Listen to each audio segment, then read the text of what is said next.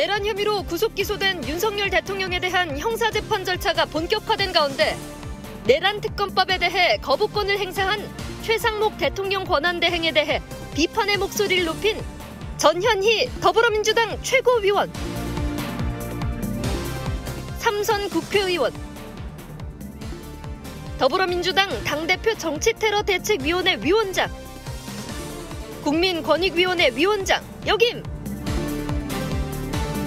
당내 일각에서 요구하는 포용과 통합에 대해 이재명 대표의 실천적 리더십을 강조. 이재명 대표는 그 포용과 통합의 리더십을 실천하고 있었고, 그리고 민주당을 집권당으로 이끌 수 있는 그런 리더십과 실력을 갖춘 분이다. 전현희 최고위원이 생각하는 윤 대통령 탄핵과 향후 대선 전망 집중 분석합니다. 내란 혐의를 받고 있는 윤석열 대통령에 대한 헌법재판소 탄핵 심판과 함께 형사재판도 이번 달부터 본격화할 전망입니다. 정치권 대립도 격화하고 있는데요. 전현희 더불어민주당 최고위원과 얘기 나눠보겠습니다. 전 최고위원님 안녕하십니까? 안녕하세요. 네, 12.3 비상계엄 이후 2달여가 지났습니다. 내란 혐의 등을 두고 여전히 충돌하고 있는데요. 설 연휴 민심도 들었을 테고 현재 전국 상황을 어떻게 보고 계세요?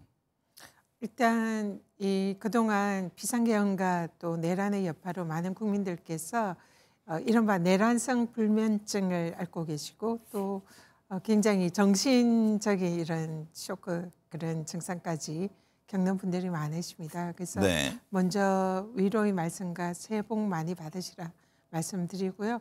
저도 다르지 않습니다. 내란성 불면증을 거의 앓다시피 하고 여러 가지 몸도 안 좋았는데, 그러나 이제는 대한민국이 바로 자리를 이제는 잡아가야 할 때다 생각하고요. 지금 현재의 시국은 제 관점에서 보면은 이것은 헌정 수호 세력, 민주 진영 그 세력과 그리고 헌정 파괴 세력, 극우 세력들, 일부 국힘 세력들이 지금 현재 대립하고 있는 시기고, 이 움직임이 앞으로 어떤 식으로 가느냐에 따라서 대한민국의 운명이 바뀐다, 이렇게 생각을 합니다. 근데 다행히도 현명하신 우리 국민들 덕분에 이 헌정 수호 세력들이 헌정 파괴 세력들을 점점 이겨가고 있는 그런 국면이다, 이렇게 보고 있습니다. 최상목 대통령 권한 대행이 국회를 통과한 내란 특검법에 대해서 거부권을 행사했습니다.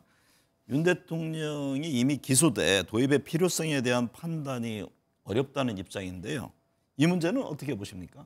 일단 지금 그 어불성설이다, 이렇게 생각을 하고요.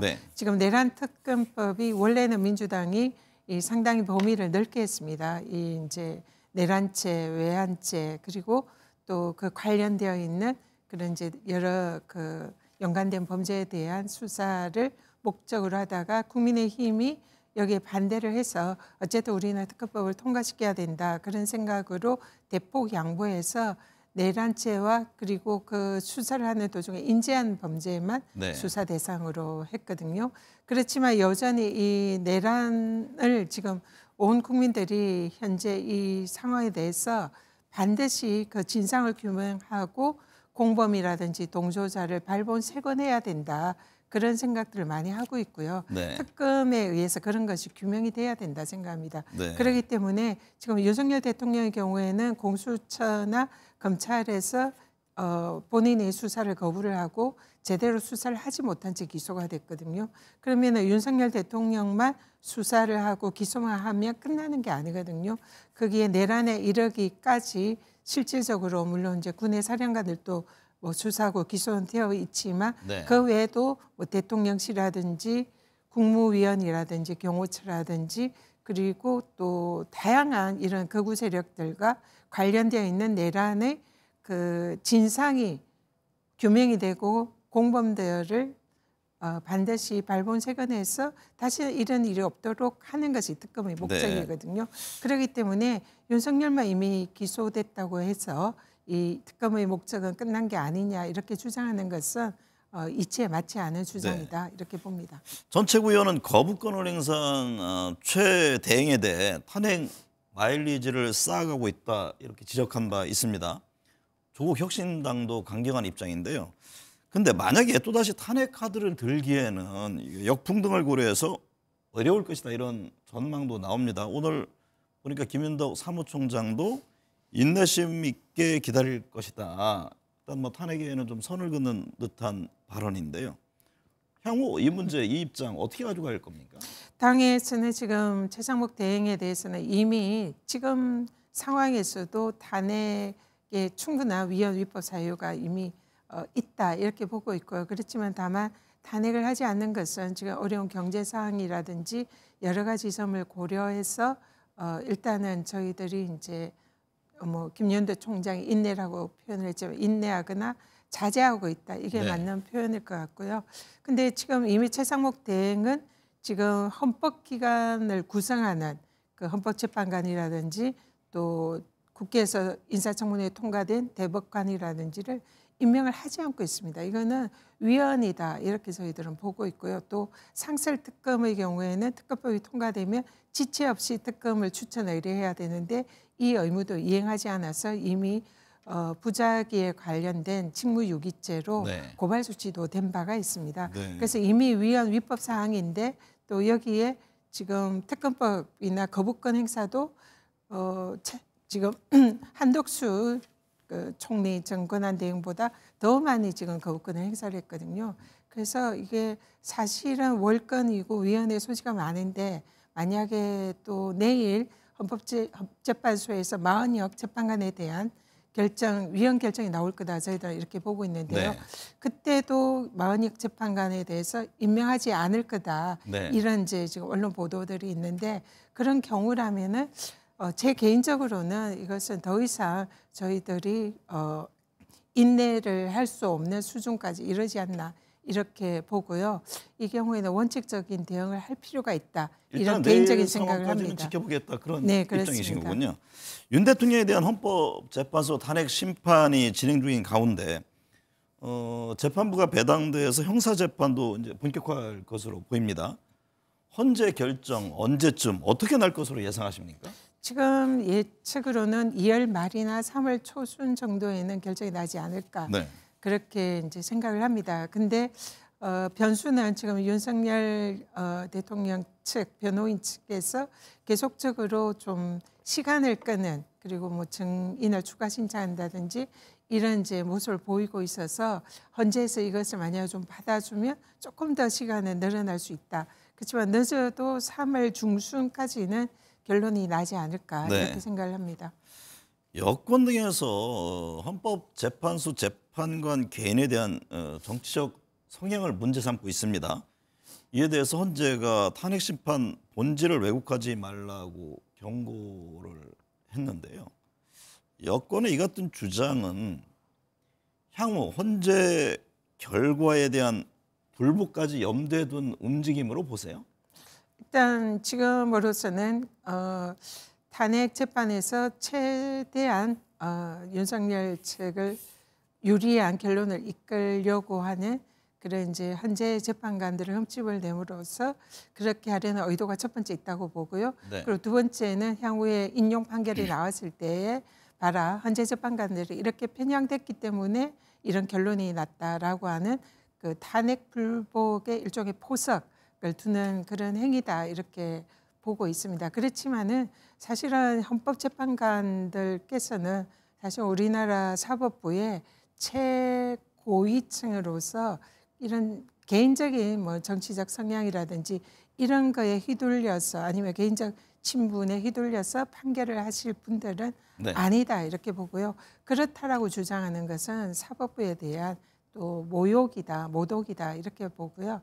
오히려 지금 헌재 재판관들의 지금 구성이 뭐 보수나 또 진보 이런 이제 성향들이 다양하게 있는데 이분들이 내가 뭐 보수라고 해서 보수에 뭐 유리하게 진보라고 해서 진보하게 유리하게 이럴 분들은 아닙니다. 그래서 지금 뭐 너무나 지나치게 헌법재판관들을 모독하는 그런 이제 헐떡기를 네. 하고 있는데요. 제가 이 말씀을 또 드리고 있습니다. 그러면 지금 윤석열 대통령이 직접 임명한 재판관도 계시잖아요. 네. 정혁식 재판관의 경우에 윤석열 대통령이 탄핵 표결 직전에 그 재판관의 처형을 진화희 진실화해위원회 장관급 위원장으로 임명을 했어요. 이거는 대통령으로서는 아마 이 헌법재판 탄핵 재판이 있을 걸 예정하고 영향을 미치겠다는 의도라고 이렇게 추정이 되는데요. 네. 그런 것에 대해서는 한 말씀도 안 하고 있습니다. 국민의힘. 저도 그렇다고 해서 정혁식 재판관이 편향된 결정을 할 거라고 생각하지 않고 있고 네. 민주당도 그걸 가지고 공격을 하지 않고 있거든요.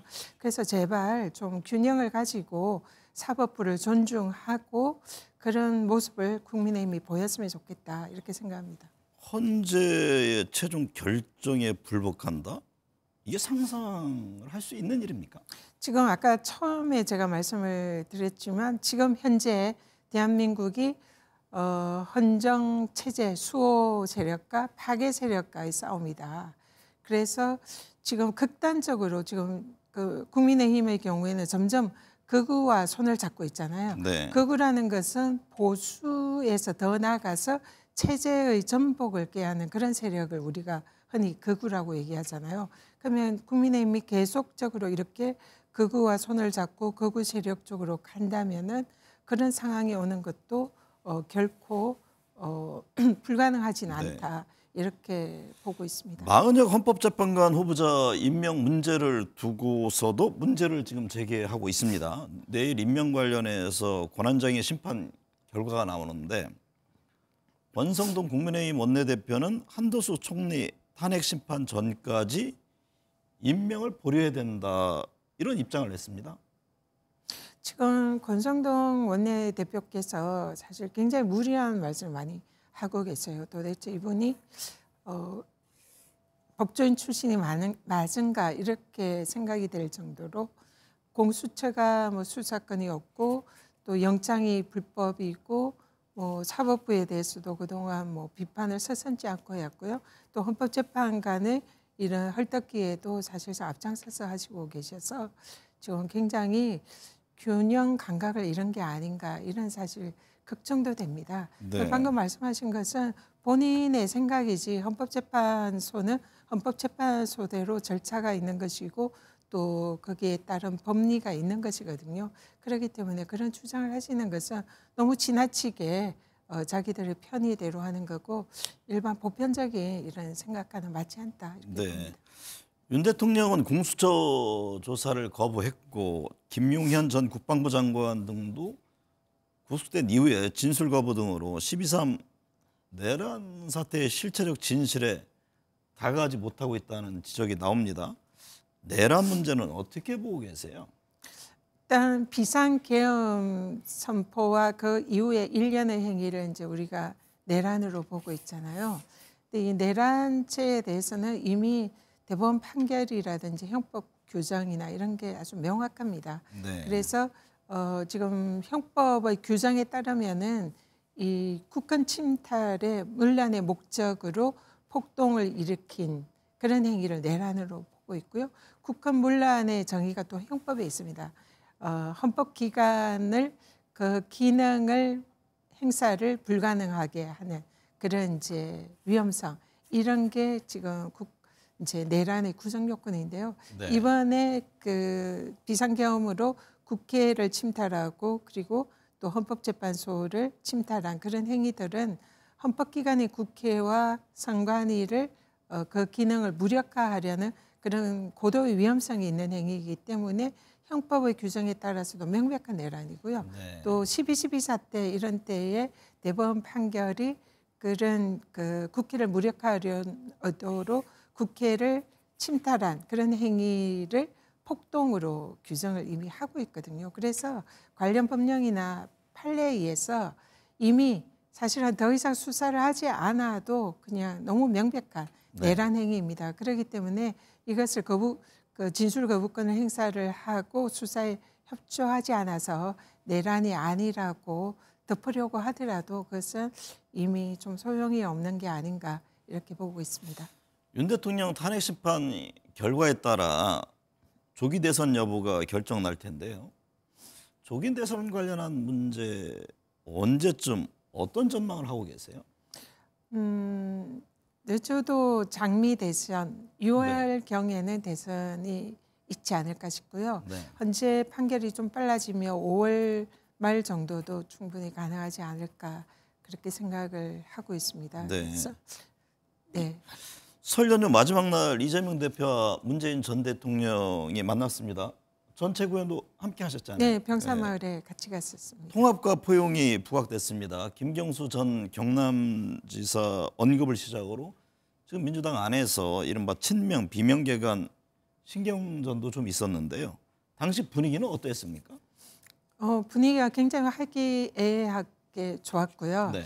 일단은 그 맨 처음에 시작할 때 이제 단체 사진을 찍고 시작을 했는데 김정수 여사께서 민주당 화이팅 그리고 이재명 화이팅 이렇게 하시면서 네. 그 간담 대담이 시작이 됐거든요. 그리고 문재인 대통령께서도 이번 비상계엄 사태를 언급하면서 민주당이 너무 잘했다. 민주당이 의원들이 그렇게 이제 빨리 계엄 해제를 하지 않았으면 지금 우리가 어떻게 됐었겠냐 상상하기도 힘들다. 그러면서 민주당 칭찬과 네. 이재명 대표에 대한 칭찬, 덕담 이런 걸 하면서 이제 시작을 했습니다. 그래서 실제로 그 전에 물론 이제 일부 우려할 그런 이제 일부 발언들이 있었지만 그것이 중요 이 주제는 아니었고요. 네. 다만 이제 문재인 대통령께서 우리 민주당과 또 이재명 대표 중심으로 사실상 대선에 꼭 승리해야 된다. 이런 것을 거의 기정사실화 하시면서 그러면 이재명 대표가 대선에서 승리할 때는 우리가 좀 더 포용하고 통합하는 그런 모습이 좋겠다라고 네. 말씀하셨고 이재명 대표께서도 거기에 적극 공감하는 그런 분위기였습니다. 굉장히 화기애애했습니다. 네. 문 전 대통령이 이 대표의 어떤 포용과 통합 움직임에 대한 평가도 있었습니까? 네, 굉장히 이재명 대표께서 그런 이제 포용과 통합의 행보를 그동안 아주 잘해 오셨고, 네. 그래서 꼭 우리 당내의 통합뿐만 아니라 또 지금 나라가 많이 갈라져 있잖아요. 네. 그러니까 앞으로 집권하면은 또 국민의힘이나 이렇게 뭐 그런 세력들 우리가 아닌 다른 쪽을 지지하는 세력들도 같이 포용하고 통합을 네. 해야 하지 않겠냐 네. 그런 취지의 말씀이 있었습니다. 일각에서는 뭐 그런 언급이 없었다 이런 또 얘기가 있어가지고 제가 재차 확인차 질문을 드린 겁니다. 집권을 하면 이 그런 이제 다른 생각을 하는 사람들도 통합을 해야 되지 네. 않겠냐 그런 네. 취지의 말씀이 있었습니다. 최근 김경수 전 경남지사를 포함해서 김동연 경기지사, 임종석 전 대통령 비서실장 등이 이재명 대표에게 쏠려 있는 리더십에 대해 비판의 목소리를 내고 있습니다. 이에 대해서 어떻게 받아들이는지 궁금하고요. 아울러 향후 대권과 당권 등을 염두에 둔 언급으로 보시는지요? 그분들께서는 이제 그런 의도로 하신 발언일 가능성이 높다 이렇게 생각을 하고요. 실제로 이제 이재명 대표가 최근에 비공개 최고위에서 그 이제 하신 말씀이 있습니다. 네. 우리 그때 모두 이제 우리 최고위원들과 함께했던 당직자들이 저는 개인적으로 굉장히 감동을 받았습니다. 사실 이런 최근에 1년에 이른바 비명 의원들께서 또 유력 대선 주자를 자임을 하시는 분들이 좀 국민들이 우려 섞인 그런 발언들 하셨잖아요. 네. 거기에 대해서 대표께서 워딩은 당에서는 다양한 목소리가 있어야 된다. 네. 당연히 그분들께서 하실 수 있는 그런 말씀이다. 거기에 대해서 우리는 그것을 겸허히 받아들여야지. 네. 그걸 가지고 우리가 그걸 비판하거나 그런 발언을 못하게 해서는 안 된다. 네. 그래서 여기 있는 최고위원들이나 다른 이제 의원들도 그리고 당에서도 그런 말씀에 대해서 너무 반박하거나 그러지 않으셨으면 좋겠다. 네. 이런 말씀하셨고요. 실제로 그래서 그런 포용과 통합의 자세를 이미 가지고 있고 네. 또 앞으로도 많이 대화를 하실 예정이시고 그래서 오히려 일각에서 외부에서 우려하는 그런 일은 없을 것 같고요. 아마 앞으로 추후에 또 이런 통합과 포용의 그런 행보를 계속 하실 거다 이렇게 보입니다. 정작 이재명 대표는 다양한 목소리는 우리가 들어야 되고 필요하다 그런 입장을 네. 얘기했다는 네, 말씀인 그렇습니다. 거죠. 네. 이재명 대표 민생 행보를 본격화하고 있습니다. 국민연금 개혁과 추경에 대해 적극적이고 반도체법에 대해서도 지금 다양한 목소리가 나오고 있습니다. 뭐 내일은 그 반도체법 관련한 회의 주재할 네, 간담회를 이재명 대표께서 직접 네. 주재해서 다양한 목소리를 들을 예정입니다. 일련의 움직임을 보면 이제 실용주의 성장의 방점을 찍고 있는데요. 이 대표 이 같은 움직임에 대해서 당 차원에서도 뭐 입법 등을 통해서 좀 적극 뒷받침한다든가 그런 계획을 갖고 있습니까? 당연히 뒷받침을 해야 되고요. 그렇게 준비를 하고 있습니다. 네. 그리고 이재명 대표께서 최근에 이제 이른바 실용주의 이런 노선을 많이 걷고 있는데 제가 옆에서 그동안 함께한 모습은 이재명 대표가 바뀐 게 아니라 원래 그러신 것 같습니다. 네. 그래서 성남시장부터 경기지사부터 지금 이제 민주당 대표 시절 앞으로 차기의 유리한 대권 주자 행보를 하시는 그 와중에서도 이재명 대표라는 분이 이 경제를 우선시하고 이 국민들의 먹고 사는 문제 네. 이 부분이 우리 정치권이 해야 할 가장 중요한 문제다. 이런 생각을 늘 하고 계시고요. 네. 그래서 최근에 이른바 실용주의 행보라는 최근에 이제 추경의 경우에도 민주당이 그 민생지원금이라든지 지역 사랑 화폐 네. 이런 부분에 민생지원금도 대해서 뭐 포기할 수도 네, 있다. 그런 걸 입장을 계속 했죠. 민주당과 이재명 대표의 정책으로 추진을 했으나 그것이 만약에 걸림돌이 된다면 지금 당장 필요한 것은 추경인데 추경을 하는 것이 가장 우선이다. 그래서 민주당과 이재명 대표의 그런 중점적인 정책도 양보해서라도 추경을 하도록 하겠다. 이게 대표적인 실용주의 면모를 보이는 거다 생각하거든요. 네. 그래서 그런 모습으로 지금 경제에 대해서 국민들의 먹고 사는 문제를 걱정을 많이 하고 계시고 내일 AI 특별법 경우에도 네. 지금 이제 민주당이 정책위에서 그 반도체 특별법 특별법이, 네. 거기에 한 100조 가량 이렇게 국가에서 지원하는 이런 내용을 담고 있거든요. 그래서 이것은 이재명 대표가 직접 주재를 해서 이 반도체가 우리나라의 사실상 핵심 먹거리 산업인데 이것을 어떻게 국회나 이 정치가 지원을 할 것인가를 거기 핵심 문제 노동시간 문제잖아요. 네, 그 문제가 이제 내일 아마 논의가 될 거다 생각하는데요. 제 생각에는 그 부분도 어떤 이제 특정한 이념이나 이런 걸 주장하지 않고 현장에 따라서 유연한 또 판단을 할 수 있는 가능성도 있을 것 같다 그렇게 생각합니다. 조기 대선이 실시될 경우 구도는 어떻게 전망하십니까? 이재명 대표가 지금 여론조사에서는 압도적 1위를 유지하고 있는 가운데 지금 여야 잠룡들의 움직임도 활발한데요. 현 구도가 그대로 유지될까요? 일단은 지금 크게는 그 3자 구도가 되지 않을까. 네. 이준석 그 개혁신당 대표가 지금 이제 그 대선 캠프를 강남역 근처에 차렸다고 하잖아요. 네. 그러니까 본인이 뭐 마지막에 뭐 국민의힘이랑 단일화를 할지 알 수는 없으나 어쨌든 그런 이제 한 정당은 이미 후보가 이제 나왔고요. 그리고 국민의힘 경우에는 지금 여러 대선 후보들이 지금 이제 저여조요 하고 있는데 사실 이 부분은 좀 알 수가 없습니다. 최근에 김문수 장관이 그 극우 세력들의 지지를 바탕으로 지금 두각을 나타내고 있어서 과연 어떤 분이 이제 대선 후보가 될지 그 부분은 국민의힘에서 이제 알아서 할 문제인 것 같고요. 네. 민주당의 경우에는 저희들은 지금 제가 옆에서 개인적으로 본 이재명 대표는 정말 이분이 대통령을 하시면 우리나라가 국민들이 더 잘 살 수 있고 행복해질 수 있는 그런 시대를 열 수 있는 그런 정도의 리더십이 있다. 이렇게 저는 판단을 했습니다. 네. 그리고 그런 생각을 하는 분이 민주당의 대부분의 지지자들이고 그래서 이런 상황에서는 이재명 대표가 민주당의 후보가 되는 것은 거의 기정사실화되지 않나 이렇게 생각하고요. 그리고 지금 대한민국 국민들은 지금 윤석열 대통령이 아직도 포기하지 않고 극우 세력들을 이렇게 규합을 하고 선동하고 또 국민의힘 쪽에서 거기에 이렇게 이제 함께하는 이런 모습을 보면서 매우 위기감을 느끼고 있습니다. 네. 그래서 이것을 타개할 수 있는 거의 유일한 그리고 민주 진영이 승리할 수 있는 유일한 카드가 이재명 대표다 이렇게 국민들이 보고 있다 이렇게 생각을 하고요. 그래서 이재명 대표를 잘 지키고 대선에 나가서 우리 민주진영이 승리할 수 있도록 하는 게 지금 굉장히 중요한 과제다 이렇게 보고 있습니다. 근데 최근 이제 지지율 흐름을 보면 박근혜 전 대통령 탄핵 국면과는 다릅니다. 서울 민심 뭐 들었을 텐데요.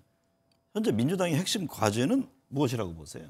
박근혜 대통령 때는 그때는 좀 지금과는 달랐다 생각합니다. 그때 국민의힘에서는 근데 이제 일종의 국정농단이죠. 그냥 외부인에게 대통령의 권한을 이렇게 또 하게 한 그런 거에 대해서 실망 이런 게 많이 있었다고 생각하고요. 그래서 박근혜 대통령과 손절을 했고 그걸로 인해서 이제 국민의힘 입장에서는 다시 재집권을 하지 못했고 거기에 대한 일종의 탄핵 트라우마가 있었다 이렇게 생각을 하는데요. 그것 때문에 지금 이제 윤석열 대통령을 놓지 못하고 끝까지 지키고 비호하는 모습을 보인다 이렇게 보는데요. 사실은 굉장히 판단을 잘못했다 생각합니다. 네. 지금 그 윤석열 대통령과 박근혜 전 대통령은 비교할 수 있는 그런 수준이 아니다고 보거든요. 지금은 내란죄입니다. 네. 나라와 헌법을 파괴하고 지금 법치주의와 그 국민의힘 윤석열 대통령이 그렇게 좋아하던 자유민주주의를 무너뜨린 그런 헌정 파괴 세력이거든요. 네. 그래서 이런 지금 윤석열 대통령을 붙잡고 끝까지 가는 것은 지금 국민의힘으로서도 스스로 자신들의 자멸의 길로 가고 있다. 네. 이렇게 생각하고 있고요. 그래서 이 부분에 대해서는 국민의힘이 지금은 다시 한번 진정한 보수의 길을 밟는 그런 선택을 해야 하지 않나 그렇게 보고 있습니다.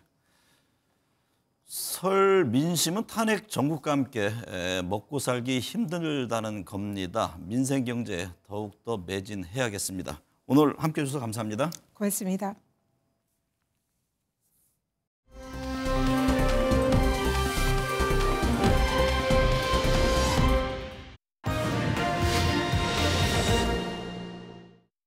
네, 정치권 현안 짚어보겠습니다. 김성태 전 새누리당 의원, 이광재 더불어민주당 성남 분당갑 지역위원장, 이종근 시사평론가, 박진영 민주연구원 부원장 나오셨습니다. 네 분 어서 오십시오. 예, 안녕하세요.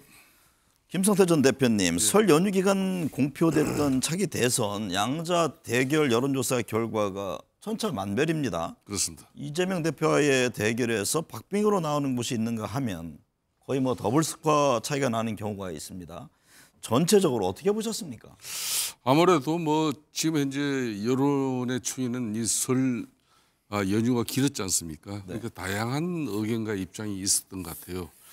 첫째는 아무래도 이제 작년 12.3 비상계엄 선포 이후에 국회에서 탄핵 소추 의결이 이루어지는 그때 과정에 국민 여론은 대단히 힘들었죠. 네. 약 뭐 70%에서 심지어 80%대까지 지금 윤석열 대통령의 국정 지지율이나 또 정당 지지율 측면에서도 20%대를 벗어나지 못했는데 지금 이제 약 2달이 되는 이 시점에서는 지금 대려 국민의힘 정당 지지율은 민주당 정당 지지율과 별로한 차이가 없습니다. 네. 또 아울러서 또 여당 후보에 이제 앞으로 만일 조기 대선이 있다면은 여당 후보의 당선을 바라는 그런 입장도 뭐 지난주 금요일 날 그러니까 갤럽 조사상으로 나온 걸 보더라도 여당 당선은 40%대, 물론 야당 당선은 50%대로 이렇게 나오지만은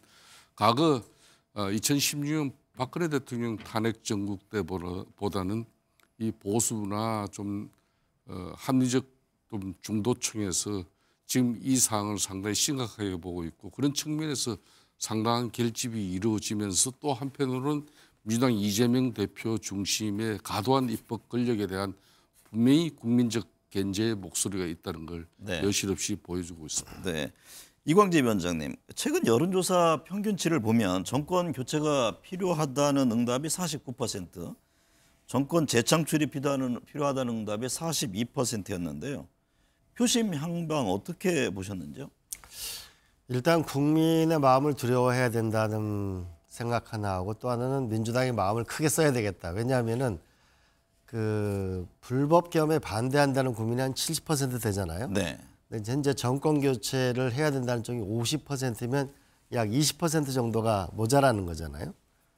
그러면 이게 결국 중도층과 이 30대의 마음을 얻기 위해서는 민주당이 이제 51대 49의 이 피 흘리는 민주주의가 아니고 7대 3, 즉 불법 계엄에 반대하는 전체 국민들의 마음을 다 얻어야 되겠다. 네. 또 더 나아가서 7대 3으로 해야 대선에서 안정적으로 이기고 7대 3의 그러한 전국을 만들어야만 대통령 선거를 이기고 나서도 이 우리가 불법 계엄에 반대한 정치 세력도 껴안고 우리가 심지어는 국힘에 있는 인사들도 함께 하는 나라를 만들어야 새로운 나라로 가는 거 아닌가. 네. 국민들은 이제 좀 윤석열 대통령 시대는 끝났다. 이제 좀 새로운 나라를 만들자.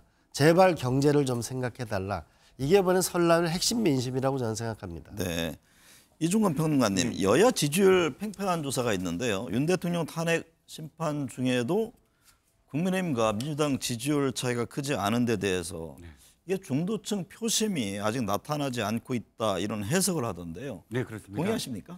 그렇습니다. 중도층이 지금 판단 보류 또는 판단 중지 상태가 오래 계속되고 있다라고 여겨지고요.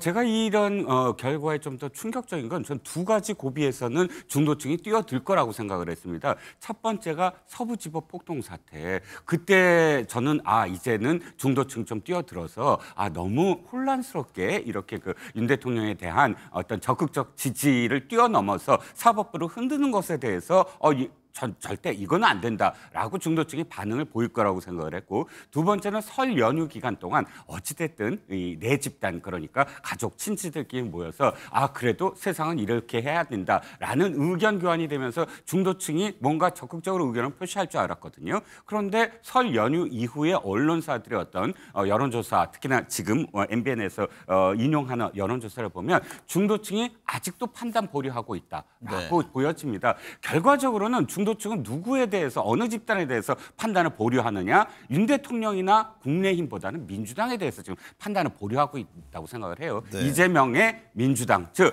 이 지금 집단, 이 정치 집단에 내가 미래를 맡길 수 있을까 보면 가장 결정적인 계기가 한덕수 총리에 대한 탄핵이었거든요. 왜?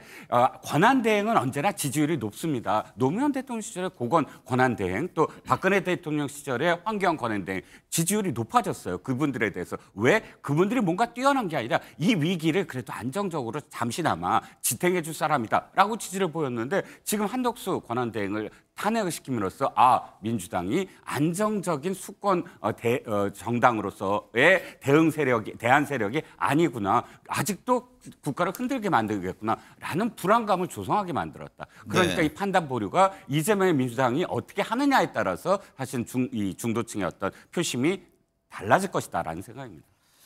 박진영 부원장님, 이재명 대표는 지지율 보합세에 대해서 유권자들이 민주당을 책임을 져야 하는 지도 세력으로 본 것이다라고 밝혔는데요. 그 의미는 어떻게 해석하십니까? 여론조사 보시면요, 국민의힘은 말씀하신 것처럼 2배로 뛰기도 하고 떨어지기도 하고 굉장히 널뛰기를 합니다. 상대적인 민주당은 안정적이고 이재명 대표의 지지율은 압도적입니다. 그런 부분에 자신감의 표현이기도 한데요. 그러다 보니까 지금 이재명 대표가 이제 금투세라든가 상법 문제, 반도체 문제 이런 역동적이기보다는 포인트 1점, 2점 쌓아가는 전략을 쓰고 있는 것 같아요. 그런데 이게 역으로 생각을 해보면요, 안정적이라는 것이 확장성의 부족이다, 이렇게도 보일 수도 있는 겁니다. 반대로 국민의힘이 지금 굉장히 불안정하잖아요. 그런데 불안정하다는 것이 반대로 생각하면 역동적이다, 이렇게 볼 수도 있는 겁니다. 즉 정계 개편이라든가 정치권의 큰 변화가 보수 쪽에서 생길 수도 있다라는 이런 저는 예측도 해봐야 된다라는 생각이 들고요. 이런 부분에서 민주당이 해야 할 일은 앞서 우리 이광재 의원님 말씀하신 것처럼 7대 3이라는 탄핵의 찬반의 구도를 집권 비전으로, 그리고 통합을 해서 70%를 책임지겠다는 하나의 정치 세력의 거대화라는 부분으로서 흐름을 어떻게 만들어내느냐, 이것이 저는 민주당이 이 안정성을 뛰어넘어서 더 지배적인 정당으로 갈 수 있는 방법이 아닌가, 그런 생각이 들고요. 한편으로 우리 이종건 평론가님 말씀에 저도 전적으로 동의합니다. 이것은 민주당의 몫이다, 이런 생각이 듭니다. 이중근 평론가님, 보수 진영 과표집 논란 속에 지금 친윤계가 극으로 치닫는 모습도 보이고 있는데요.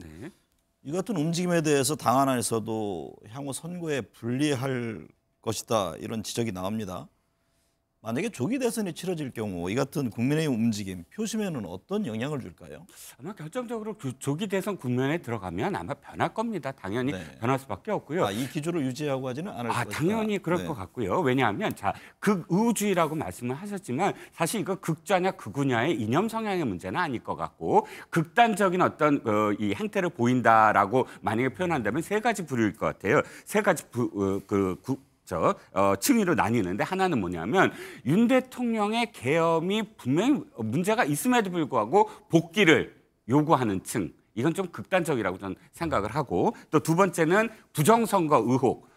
이미 지금 국민의힘이 이긴 선거도 있음에도 불구하고 이긴 정당에서 부정선거 의혹을 계속 제기하는 문제. 세 번째, 공정하지 못한 재판이다라고 주장하는 문제. 이렇게 지금 그 친윤 쪽에서는 세 가지 부류의 어떤 흐름이 있는데 마지막 공정한 재판 흐름은 아마도 헌재나 혹은 뭐 형사재판이 진행되는 과정에서 해소될 수 있는 부분이라고 보고요. 부정선거 문제는 안에서도 김민전 의원이 이 SNS를 통해서 주장을 했는데 그거 SNS에 더 이상 하지 마세요라는 의견이 압도적이었기 때문에 김민전 의원이 그 주장을 더 철회했으므로 전체적인 흐름이 부정선거 흐름으로 친윤이 막 주장할 것 같지는 않고요. 마지막으로 이게 문제입니다. 윤 대통령의 무조건 복귀. 사실 이걸 극단적으로 주장하는 의원은 없어도 윤상현 의원이 약간 그런 흐름 윤 대통령의 적극적으로 지금 구치소에 간다든지 이런 어떤 흐름을 보이고 있는데 아마도 이것도 헌재에 만약에 인용으로 결정이 된다면 친윤이라는 그룹에서도 이 헌재가 인용을 했는데도 불구하고 윤 대통령의 복귀를 한다? 이건 앞뒤가 안 맞는 논리이므로 저는 그런 주장들이 일단 정리가 될 것이다라는 생각입니다. 김성태 대표님, 그런데 이 헌재에 대해서 국민의힘 이런저런 문제 제기를 하고 있잖아요. 윤석열 대통령 측은 특히 정치적 편향성을 이유로 들어서 헌법재판관 3명에 대해서 탄핵 심판 회피를 촉구하기도 했는데 이게 어쨌든 이제 이번 달부터 다시 본격화되는 것 아니겠습니까? 헌재는 사실은 윤 대통령 측의 이 같은 주장 받아들이기 어려운 것을 알 텐데 그 배경을 어떻게 보십니까? 이제 당장 이번 주부터 5차, 6차 이제 변론길이 잡혀 있죠. 다음 주에는 이제 7차, 8차. 그렇게 하고 지금 이제 이 헌재 재판과 재판소의 이제 시계대로 흘러간다면은 상당히 빠른 헌재 심판 결과를 지금 볼 수밖에 없는 그런 상황을 지금 우려하고 있는 그런 측면에서 지금 이제 처음부터 윤석열 대통령이 12.3 비상계엄에 따른 이 위헌적이고 위법적인 부분에 대해서 이 사법적 판단 체계에 이게 엄청난 혼란을 가져왔다 해도 과언이 아닐 정도로 좀 수사 주체가 공수처가 내란죄 수사를 할 수 없는 수사 주체임에도 불구하고 수사가 이루어지고 거기에서 또 특정 법원을 통해서 영장 쇼핑이 이루어지고 더군다나 또 최종적으로 윤석열 대통령의 헌법적 위반 사항을 심판할 헌재 재판관하고 준비기일을 가져가면서 국회에서 탄핵 소추 의결된 내용 중에 가장 핵심 내용이 내란죄가 하는 부분인데 이걸 갖다가 국회 탄핵 소추 변호인 측이 이걸 드러내고 하자. 그건 가만히 놔둬도 헌법에 가는 사항은 헌재가 알아서 가르마를 타고 할 건데 그걸 갖다가 그런 좀 상당히 논란을 벌일 수밖에 없는 그런 상황을 됐죠. 그렇기 때문에 이제 국민의힘 지도부는 오늘도 이제 권성동 원내대표가 특별 기자회견을까지 하면서 헌재 재판관의 정치적 편향성에 대해서 상당한 우려를 하고 있는데 특히 세 분에 대해서는 민주당 지금 대표를 맡고 있는 지금 이재명 대표와 사법연수원 동기로서 또 이분과 또 노동법 박해를 같이 하면서 오랜 동안 그런 끈끈한 관계 이런 부분도 있죠. 또 윤석열 대통령 탄핵을 위한 그런 기구에 또 신랑이 역할을 맡고 있는 사람도 있는가 하면 또 신랑에 속한 또 법무법인에서 또 지금 현재 윤석열 탄핵 또 소추팀에서 또 그런 역할을 맡고 있죠. 이런 부분을 하니까 지금 현재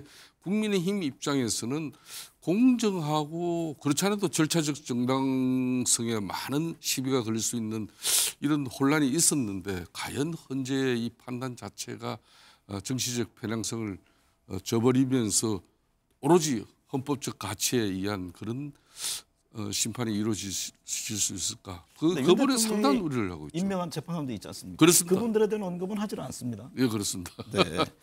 이광재 위원장님, 윤 대통령 측은 헌법재판관 개인의 정치적 성향 등을 이유로 문제를 제기하고 있습니다. 방금 제 김성태 대표께서 말씀하셨는데 이례적으로 헌재가 이게 탄핵 본질을 왜곡하고 사법부 권한을 침해할 우려가 있다고 지적을 했습니다. 이게 헌법재판소 결과에 대해서 불복을 하기 위한 움직임으로 보고 계세요? 저는 불복할 움직임을 가지고 있다고 저는 생각합니다. 저는 좀 우리가 얼마 전에 그 중국의 AI 딥시크 때문에 전 세계가 충격에 빠졌잖아요. 너무 한가한 이야기를 하고 있다고 생각하는데요. 저는 지금 석고대죄를 해야 할 판이라고 보는데 어쨌든 문영배 소장 같은 경우에는 본인의 서울대학교 선후배 사이잖아요. 일찌감치 먼저 사법고시 되고 부장판사를 본인이 문재인 정권의 중앙지검장을 할 때 부산지방법원 고등부장판사를 하던 분이거든요. 네.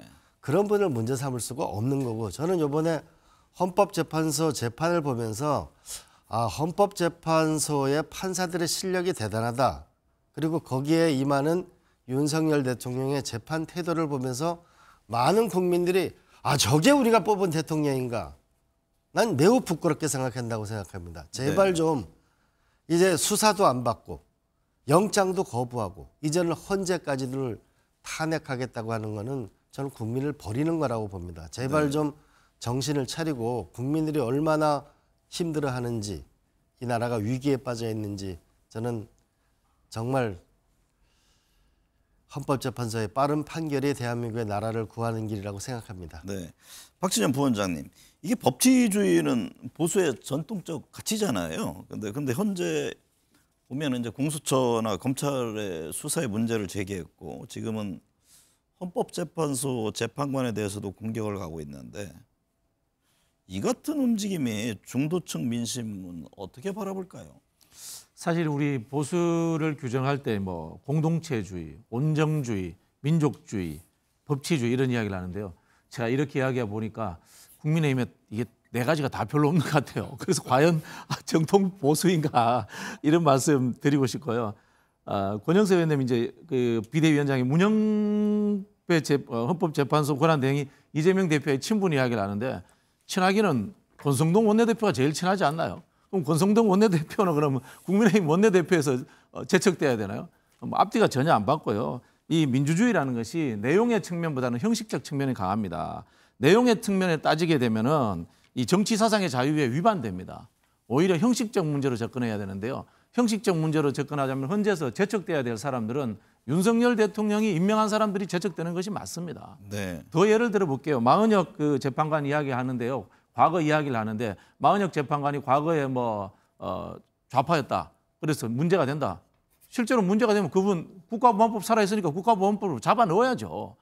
그럼 반대로 김문수 장관은 뭡니까? 김문수 장관도 30년, 40년 전에 비슷한 일 하신 분입니다.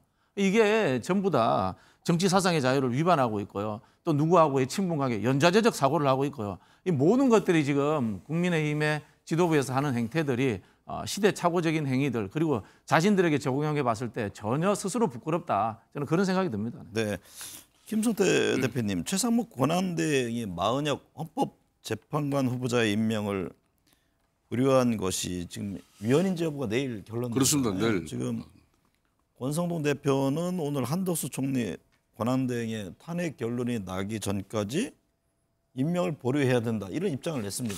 그러니까 이제 현재 이제 뭐 그런 여러 가지 판단 일정 그러니까 신반 일정을 갖다가 이제 정치권에서 사사건 시비 걸고 또 문제 삼을 수는 없습니다. 그렇지만은 한덕수 또 대통령 권한대행 한덕수 총리에 대한 그 국회에서 탄핵 의결한 그 부분에 대해서 정당성을 헌재가 빨리 판단해달라. 더군다나 대통령 권한대행인데 이거는 지금 현재 뭐 준비기일 한 번 열고 이렇게까지 그냥 심판 일정까지도 아직 잡아내지 못하면서 지금 마은혁 헌재 재판관 이 부분에 대해서 지금 현재 또 권한대행이 지금 현재 임명을 하지 않고 있는 부분에 대해서 지금 현재 심판을 구한 이 부분은 또 헌재가 빨리 심판 일정을 잡은 거거든요.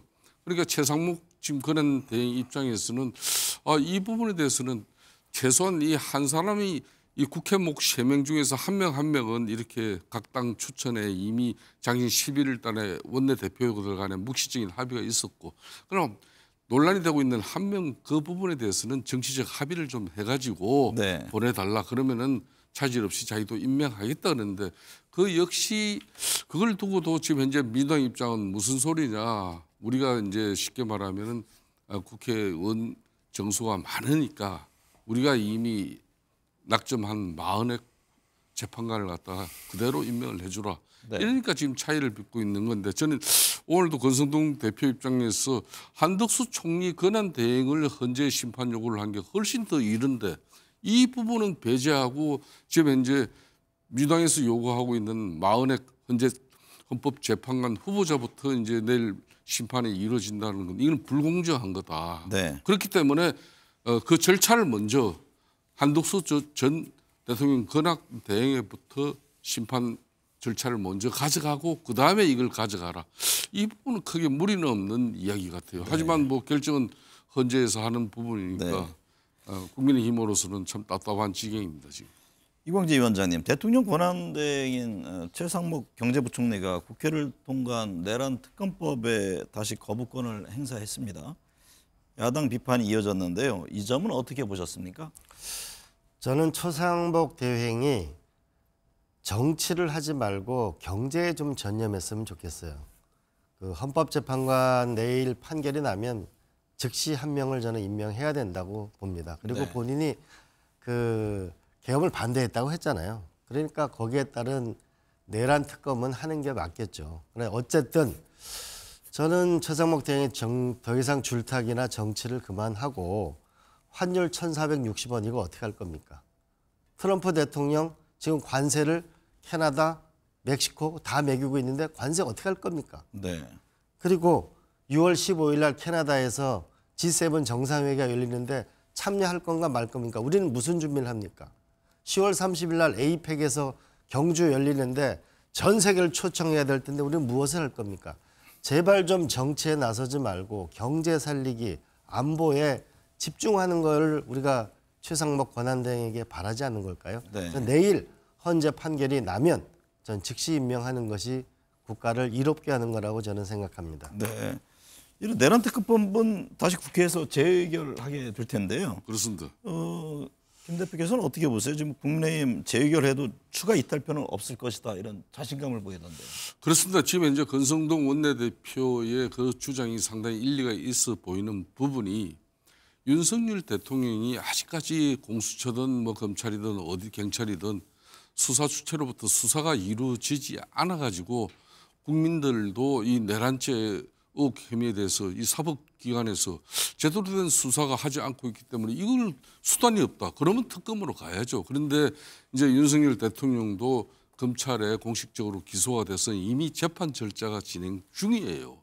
이런 재판 절차가 진행 중인 그러니까 피의자를 갖다가 이미 앞두고 이걸 특검을 통해 가서 지금 다시 특검 법안을 만들어 가지고 특검 사무실 개설을 하고 또 여기에 특검 검사 수사관 얼마나 구성하면서 이게 몇 달 한들 그게 무슨 의미가 있는지 이미 수사 기소가 되어서 재판 절차를 가고 있는데 저는 그런 측면에서 민주당의 주장은 이건 아무래도 조기 대선을 앞두고 정략적인 입장이 크죠. 네. 이게 특검을 가져가려면은 실시간 중계 방송을 통해 가지고 여러 가지 지금 현재 12.3 비상계엄의 또 저변 또 뭐 그런 그동안 언론에 보도되지 않은 그런 내용을 가지고 국민적 감정을 뭐 건드릴 수 있는 그런 부분이 있거든요. 그렇기 네. 때문에 집요하게 특검을 하자는 건데 이 특검은 사실상 이제 타이밍상 맞지 않죠. 이 특검 네. 주장.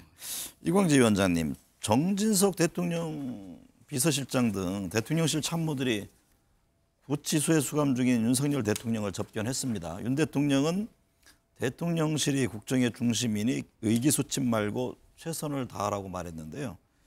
여권에서는 윤 대통령의 메시지가 현직 대통령이 건재하다는 걸 강조한 것이다 이런 해석을 했습니다. 윤 대통령이 옥중 정치를 본격화하는 겁니까? 제가 만난 국민의힘 의원들은 이제 곧 헌재에 결국 탄핵 인용이 될 거라고 보고 있습니다. 네. 그리고 새로운 시대를 준비하고 있는 거죠. 그런데 이번 추석 때 이번 설날에 보니까 많은 국민들은 이런 말씀들을 하시더라고요. 윤석열 대통령이 전두환 씨보다도 못하다. 골목에 서서 당당히 얘기하는 전두환보다 못하더라. 이런 얘기를 하시면서 윤석열 대통령이 계엄 이후에 법적 정책 책임을 다 진다고 하지 않았습니까? 네. 그런데 근자에 보면은 부하들이 다 돌아서고 있죠. 한덕수 총리는 계엄 관련된 회의가 없었다. 장관들의 부서가 없었다. 네. 두 번째는 윤 대통령은 의원에 대한 체포 지시가 없었다고 했지만 장군들은 전부 지시를 받았다. 더 결정적으로는 최상목 그 권한대행한테 그 쪽지 있지 않습니까? 네. 비상입법기구. 이것도 결국은 증거로 채택이 됐거든요. 결국은 윤석열 대통령과 김영현 장관 두 사람만 저는 남게 될 거다.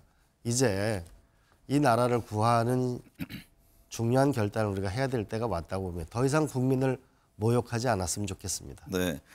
이종건 평론가님, 네. 국민의힘은 지도부 차원의 방문에 선을 긋고 개별 방문은 각자 판단에 맡긴다고 했지만 뭐 당내 투톱인 권영세 비대위원장, 권성동 원내대표가 내일 윤 대통령을 접견한다고 합니다. 윤 대통령에 대한 국민의힘 생각이 복잡해진 건가요? 복잡할 것 같습니다. 왜냐하면 아까도 제가 잠깐 언급을 했지만 설 연휴 이후에도 어쨌든 국민의힘의 어떤 지지율이라든지 혹은 윤 대통령에 대한 뭐 일부 여론조사 기관에서 한 거지만 지지율이라든지 그것이 급격하게 뭐 추락을 하거나 또는 정체되어 있지 않은 상황이 계속 되자 어차피 정당은 여론을 등에 업고 가야 되지 않겠습니까? 특히 어제 부산역에서 모인 그 집회, 그러니까 윤 대통령을 지지하는 집회가 심상치 않았다라는 국민의힘 보고가 들어갔던 것 같습니다. 그래서 두 원내대표와 대표가 직접 이렇게 접견을 하는 그런 모양새를 취하는데 참 어정쩡합니다. 왜냐하면 당 지도부가 당이 결정한 것이 아니라 개별 의원들의 판단이다. 접견을 이렇게 해놓고 대표 원내대표가 모두 다 접견을 가버리면 그 말한 것과 행동이 다르게 느껴지지 않겠습니까?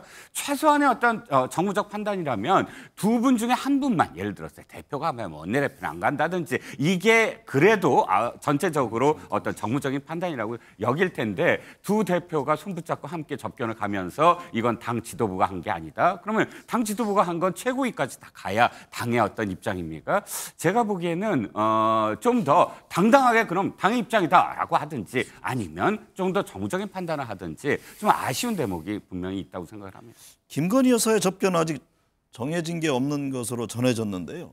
특별한 이유가 있을까요? 김건희 여사와 관련돼서 사실 전 개인적인 어떤 생각이지만 윤 대통령의 일부 여론조사의 지지율이 오른 건 사실 김건희 여사가 지금 무대에서 좀 더 뒷전으로 사라졌기 때문이라고 생각을 하거든요. 이게 지금 윤 대통령 변호인단이나 혹은 윤 대통령 측의 계산인 것 같습니다. 실제로 여기에서 접견을 한다. 물론 인지상정으로 부인이 접견하는 것에 대해서 그렇게까지 여론이 나빠질 거냐라고 생각을 하지만 여기서 또다시 대통령의 어떤 판단이고 대통령의 계엄령은 뭐 때문에 했고 이걸 주장하고 있다가 지금 김건희 여사가 등장을 함으로써 또 이슈가 되면 지금까지 윤 대통령이 쌓아왔던 어떤 이미지 최소한 계엄 이후에 어떤 입장을 밝혔던 것들이 무너질 수가 있다. 그러니까 김건희 여사가 전면에 등장하지 않는 것이 좋겠다라는 전략적 판단이 개입된 게 아닌가 싶고요.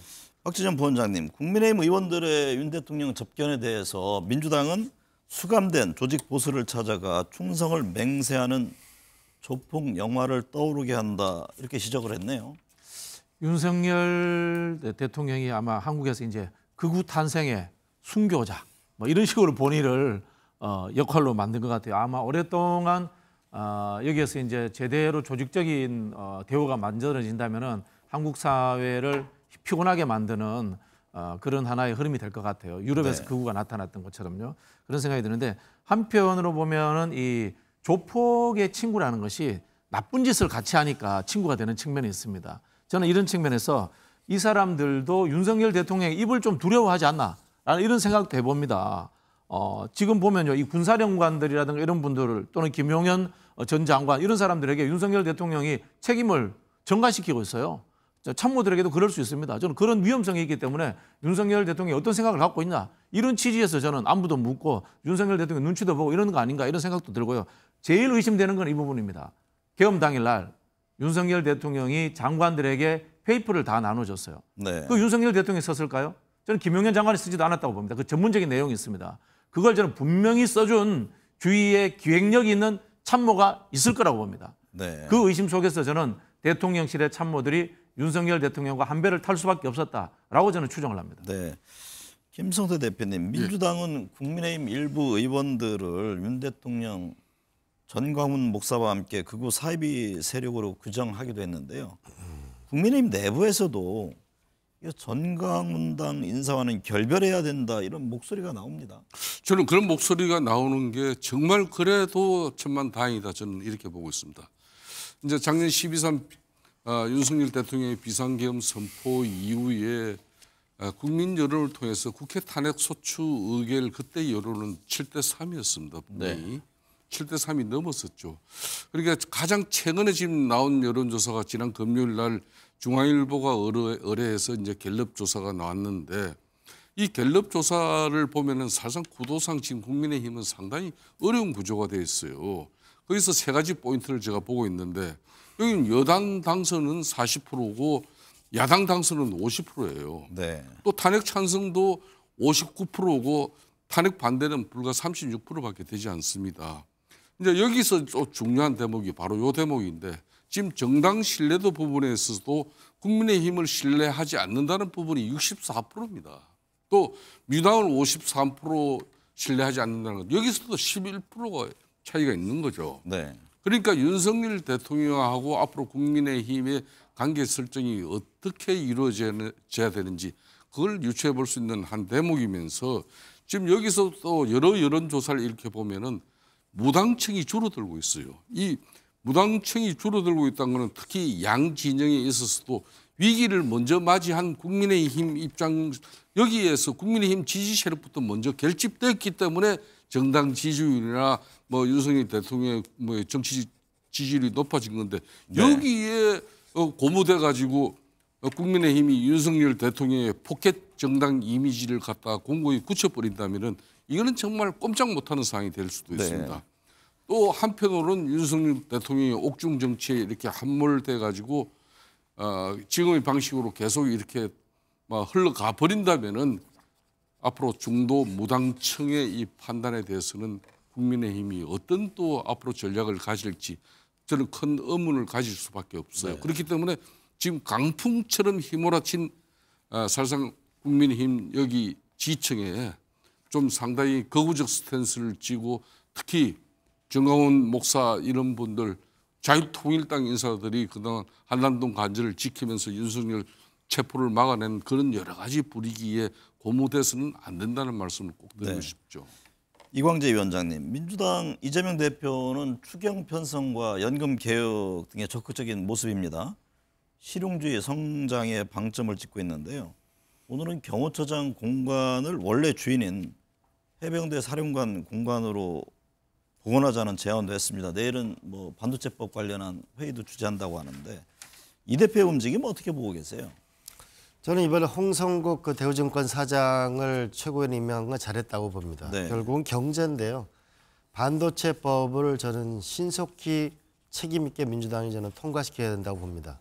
더 나아가서 많은 이 기업인들이 지금 제일 고통스러워하는 건 환율 문제잖아요. 네. 그럼 만약에 이창용 총재가 동의한다면 여야 국회가 모두 미국한테 한미 통화 수합을 한국 국회가 함께 추구하는 결의안.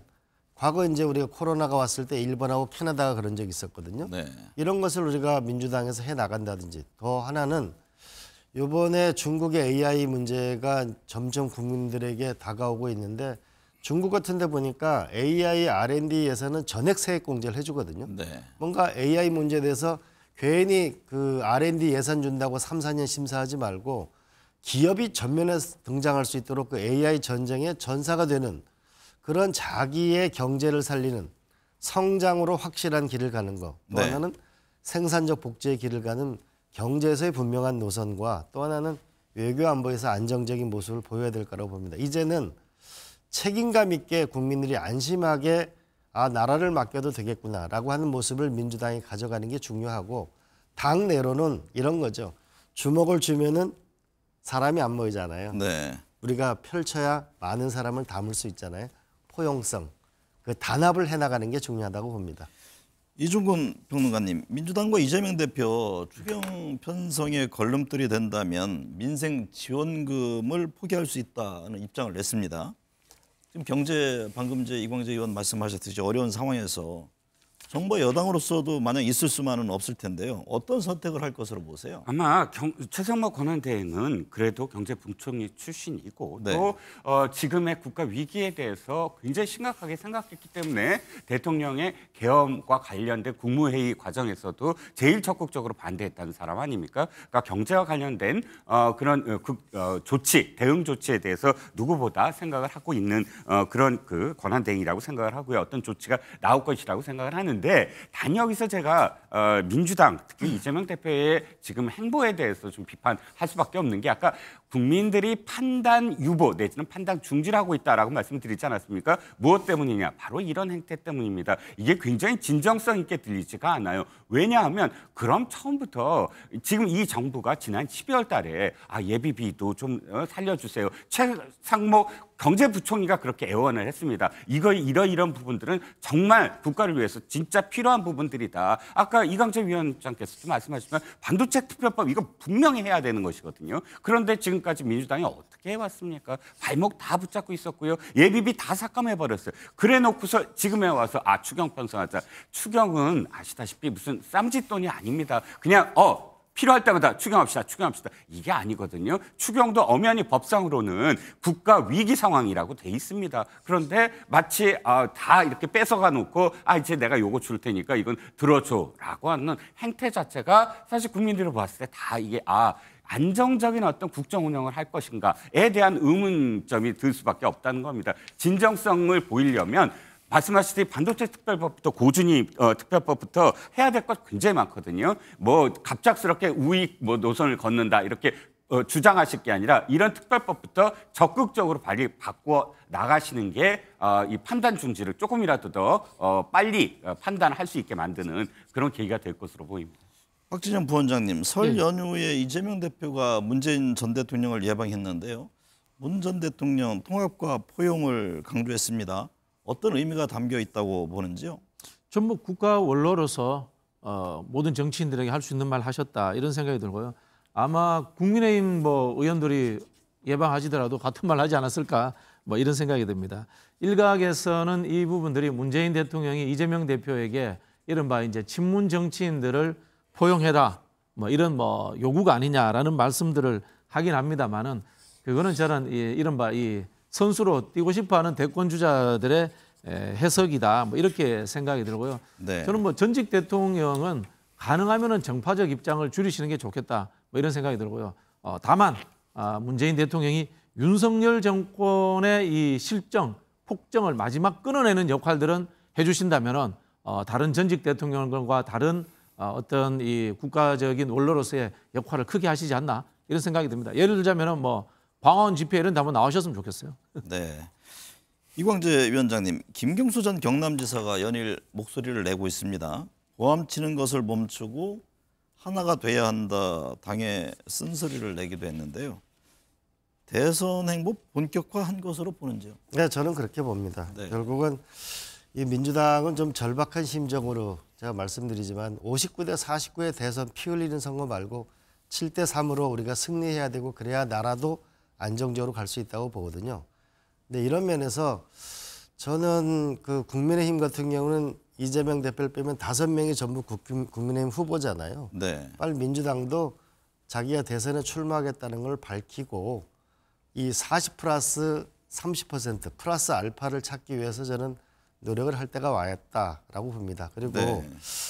우리가 좀 전에 우리 이정근 그 의원님 말씀하시면서 제가 하나 드는 생각은 민주당이 변했다는 모습을 저는 민주당의 대선 후보들이 대선 전에 주요한 공약에 대해서 법률로 통과시키는 노력을 해서 사람에 의해서 움직이는 게 아니고 시스템과 법률에 의해서 움직이는 그런 안정적인 나라를 끌고 가겠다는 것을 준다면 훨씬 국민들이 신뢰할 거라고 저는 생각합니다. 네.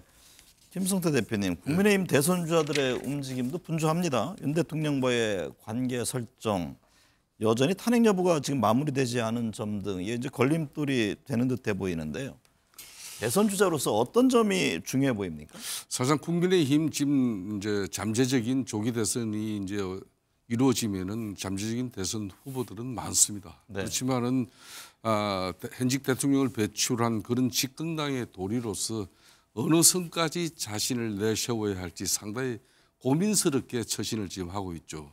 막 저는 그런 측면에서 제일 우선되는 게 이제 윤석열 대통령하고의 관계 설정 문제인데, 이거는 윤석열 대통령하고의 관계 설정이 아주 긴밀하게 또 막 아주 깊게 윤석열 대통령과 관계된 사람이 당내 경선에서 앞으로 조기 대선이 오더라도 바로 후보가 된다면은 전부 다 그 길을 갈 수밖에 없을 것이에요. 문제는 그렇게 되면은 국민들로부터, 특히 중도 무당층으로부터 국민의힘은 대선 후보는 만들어내지만은 본선에서 되려 정말 참패할 수밖에 없는 그런 정말 이 안타까운 상황이 올 거라고 저는 보고 있는데, 저는 그런 측면에서 대통령을 배출한 그런 정당의 도리로서 후보 나름 역할은 하시겠지만은 여기에 너무 깊게 지금 함몰되지 않는다는 말씀을 꼭 드리고 싶어요. 이미 이재명 대표 입장에서는 지금 자신의 이미지 개선을 위해서 처절한 지금 몸부림이 벌써 시작됐습니다. 이것은 지금 현재 우리 당 후보가 하고의 가상 양자 대결을 하도 절대적인 우위에 있는 이재명 대표 입장에서는 그런 지금까지의 전통적인 민주당의 이념과 철학, 가치 전부 다 던지고라도 실용주의적으로 지금 대한민국의 미래만 담보해낼 수 있는 그런 좋은 인사 또 좋은 정책이면 다 수용하겠다는 것이거든요. 네. 자, 그런 측면에서 우리는 계속 윤석열 대통령의 헌재 심판과 또 윤석열 대통령이 앞으로 재판장에서 재판을 받을 때마다 우리 대선 후보들이 그 처신에 따라서 우리 지지층 유권자들이 대선 후보 경선을 통해서 우리 후보자를 선택하는 그 기준이 되어야 한다면 이거는 대단히 암담한 현실이 될 수밖에 없죠. 네. 마지막에 제가 네 분께 이 질문 한번 드려보겠습니다. 만약에 조기 대선이 실시될 경우에 핵심 변수 한 가지를 꼽는다면 어떤 점을 들 수 있을까?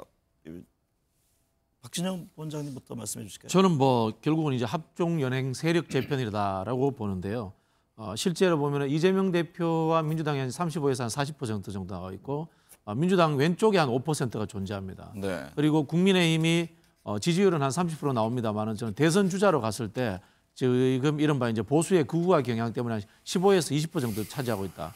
그러면은 중도 보수와 이렇게 해서 한 35% 정도가 저는 비어 있다 이렇게 보고 있습니다. 네. 이 비어 있는 중도 보수를 먹기 위한 새로운 세력의 등장, 그리고 여기에서 어떤 급진적인 팬덤이 만들어졌을 때 오히려 익숙한 인물들인 국민의힘 후보들을 견인하는 하나의 뭐라고 합니까? 원심력이 작동하는 그런 새로운 하나의 세력의 등장, 이런 것들이 만들어진다면 대선판이 좀 바뀔 수도 있지 않나 이런 생각이 들고요. 다만 이런 세력의 문제가 아니라 트럼프와 경제 위기라는 외생 변수를 대응할 수 있는 실력 있는 하나의 정책적 그리고 국가 비전의 흐름으로서의 그게 전환이 됐으면 좋겠다. 네. 이런 희망도 가지고 있습니다. 시간이 많지 않아서 한 30초씩 답변을 주시면 다 들을 수 있을 것 같아요. 이광재 위원장님은요? 저는 중도와 2030이 지지할 수 있는 새로운 나라를 원하는 이들의 열망을 담을 수 있는 것인가. 네. 70년대의 산업화 보수를 넘어서고 80년대 민주화 보수를 넘어서 정말 강력한 경제 성장과 미국과 중국의 경제 전쟁에 살아남을 수 있는 우리의 새로운 리더십을 열망하는 새로운 비전을 나오기를 희망하죠. 김성태. 예.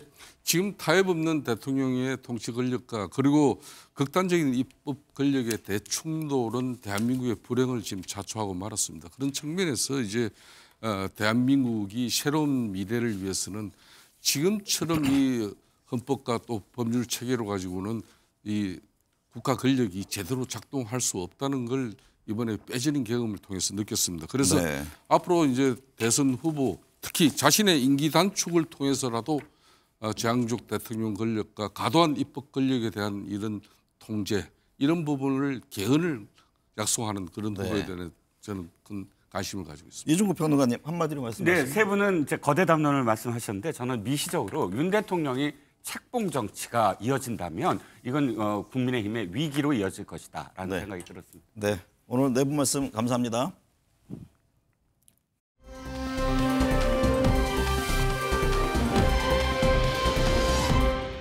중국산 인공지능 딥시크에 대한 충격과 우려가 전 세계로 확산되고 있습니다. 저비용 고성능 인공지능 모델로 전 세계 정보기술 업계에 충격을 주었고 기밀과 정보 유출 우려도 동시에 제기되고 있습니다. 연초 열린 세계 최대 정보기술 가전 전시회 CES 2025의 화두 역시 인공지능이었습니다. 세상은 이렇듯 기술 경쟁에 사활을 걸고 있습니다. 대한민국은 12.3 쿠데타 이후 정치적 내란이 전개되고 있습니다. 정부와 정치권 등 모든 주체들은 급변하는 세계의 움직임을 직시해야 합니다. 외교 안보를 넘어 경제 역시 여야가 따로 있을 수 없다는 각오로 임해야 합니다. 이재명 대표가 제안한 추가 경정 예산부터 적극적으로 논의를 이어갈 필요가 있고 관련 법도 뒤따라야 합니다.